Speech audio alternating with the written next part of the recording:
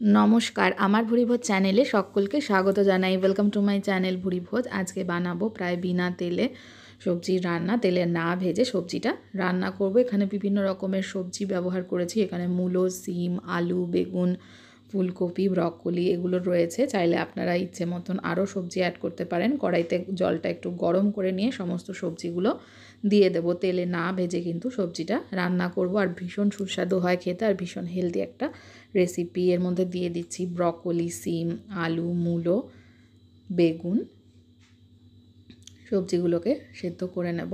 सब्जी खूब बेशी परिमाणे जल किन्तु देওয়ার दरकार नेই, कारण सब्जीटा जखन सेদ্ধ हये आसबे कमे आसबे सब्जी थेके किन्तु एमनि अनेकटा जल बेरिये जाबे। सब्जी सेদ্ধ करार समय एर मध्य दिए दिलाम नुन। देखुन सब्जीटा যতটা সেদ্ধ হয়ে আসছে সবজি থেকে কিন্তু অনেকটা জলও বেরিয়ে আসছে।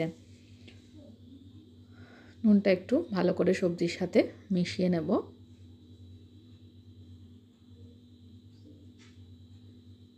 ভালো করে নুনটা মেশানো হয়ে গেলে সবজিটা সেদ্ধ করে নেব। এর মধ্যে আপনারা গাজর, বিনস, মটরশুঁটি এগুলো অ্যাড করতে পারেন।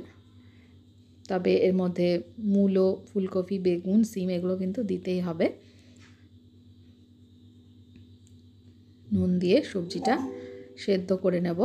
নুন আর একটু সামান্য হলুদ গুঁড়ো এর মধ্যে দিয়ে দিচ্ছি। খুব বেশি পরিমাণে কিন্তু হলুদ গুঁড়ো দেব না, সামান্য পরিমাণে একটু হলুদ গুঁড়ো দিয়ে হলুদ গুঁড়োটা মিশিয়ে নিচ্ছি। হলুদ গুঁড়ো ছাড়াও কিন্তু ঝোলটা রান্না করতে পারেন। খুব সামান্য পরিমাণে অ্যাড করলাম যাতে কালারটা দেখতে ভালো লাগে। আর এখানে রয়েছে বেশ কিছুটা পরিমাণে কালো জিরে আর 4-5টা কাঁচা লঙ্কা, এটা জল দিয়ে বেটে নেব। সবজি দেখুন অনেকটা সেদ্ধ হয়ে এসেছে। এবার এর মধ্যে দিয়ে দিলাম কালো জিরে আর কাঁচা লঙ্কা বাটাটা। বড় চামচের 1 চামচ কালো জিরে ব্যবহার করেছি। ভালো করে মিশিয়ে নেব। এই কালো জিরে বাটাটা দেওয়াতে কিন্তু ঝোলটা ভীষণই ভালো হয়, অসাধারণ হয় খেতে। কালো জিরে বাটাটা মিশিয়ে সবজিটা আরও একটু সেদ্ধ করে নেব। দেখুন একদম ভালো করে কিন্তু সবজি সেদ্ধ হয়ে গেছে, দেখলেই বুঝতে পারছেন। ঝোলের কালার এবং সবজির কালারও কিন্তু চেঞ্জ হয়ে গেছে। গরম গরম ভাতের সঙ্গে এই সবজি ঝোল খেতে ভীষণই ভালো লাগে। তাছাড়া এমনিও কিন্তু এটা স্যুপের মতন খাওয়া যায়। লাস্টে দিয়ে দিচ্ছি একটুখানি ধনেপাতা বাটা। যেই পাত্রে আমি যে মিক্সির পাত্রে কালো জিরেটা বেটেছিলাম সেখানে কিছুটা ধনেপাতা নিয়ে বেটে সেটা অ্যাড করে দিলাম। জল দিয়ে ধনেপাতাটা বেটে নিয়েছিলাম সেটা অ্যাড করে ভালো করে একটু মিশিয়ে নিচ্ছি।